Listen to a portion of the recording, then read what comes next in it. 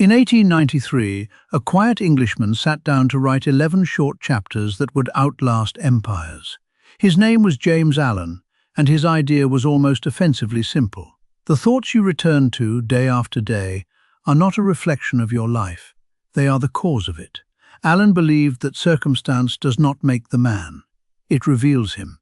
The mind is a garden, and it will grow whatever seeds you allow into it.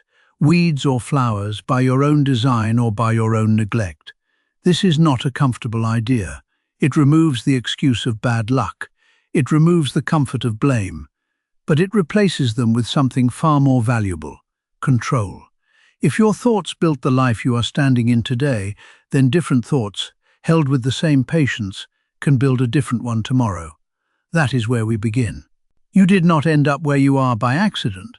Not the failures, not the successes, not the job you settled for, the relationship you stayed in too long, or the life that somehow looks nothing like the one you imagined at 20. Most people believe their circumstances were handed to them. A teacher once wrote something far harder to accept and far more useful. Your circumstances were not handed to you. They were grown. From seeds you planted yourself, one thought at a time, for years, without ever noticing you were planting anything at all. His name was James Allen, and in 1903, in 11 short chapters, he wrote one of the most quietly radical ideas in the history of self-improvement. Allen was not a wealthy man, and he never claimed to be a guru. He worked as a private secretary in London, grew disillusioned with corporate ambition, and eventually withdrew to a small cottage in the English countryside to write and garden, literally, with his hands in the soil, for the rest of his short life. He died at 47, largely unknown. The book he left behind, a slim volume now called As a Man Thinketh, would go on to influence nearly every major figure in the personal development movement that followed, including the man many people credit as the founder of that movement, who openly drew from Allen's ideas a generation later. But Allen said it first, and in many ways said it better, because he didn't dress it up as a formula for getting rich. He framed it as something closer to a law of nature. Here is the idea, stripped down to its root. Your mind is not a passive container. It is active soil. And every single thought you allow to take hold in it, every grievance you rehearse, every fear you feed, every belief about what you deserve or don't, is a seed. Left untended, that soil does not stay empty. It furrows itself, with whatever falls into it, mostly weeds, because weeds require no cultivation at all. They grow from neglect. A flower, on the other hand, requires intention. It requires you to notice what's growing, decide what belongs and pull out what doesn't, repeatedly, patiently, long before you ever see the bloom.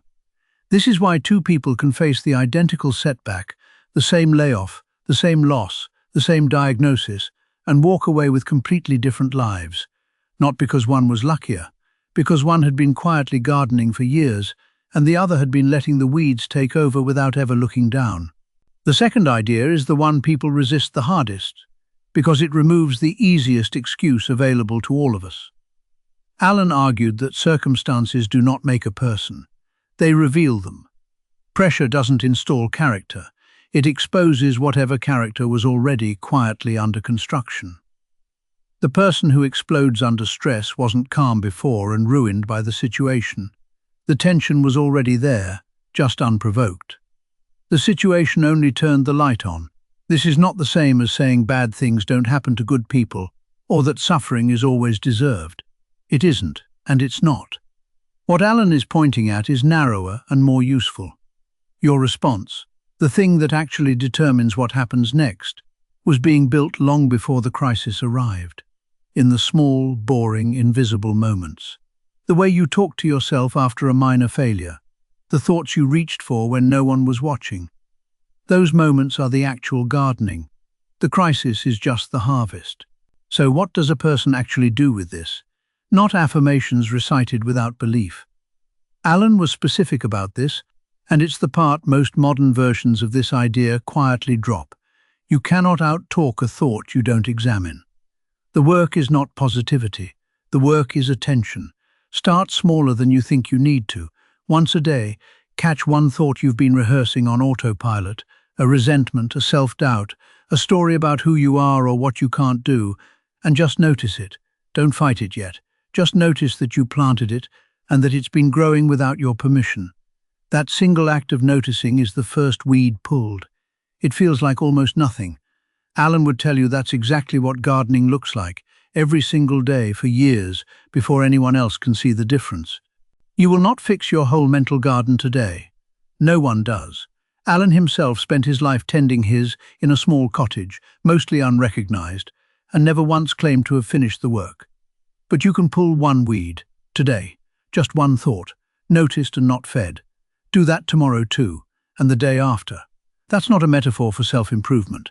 According to the man who wrote the book on it, it's the only kind there's ever been. If this kind of thinking is useful to you, there's a great deal more where Alan left off, and a few thinkers after him who took the same soil and grew something even further. Subscribe, and we'll keep walking the path together.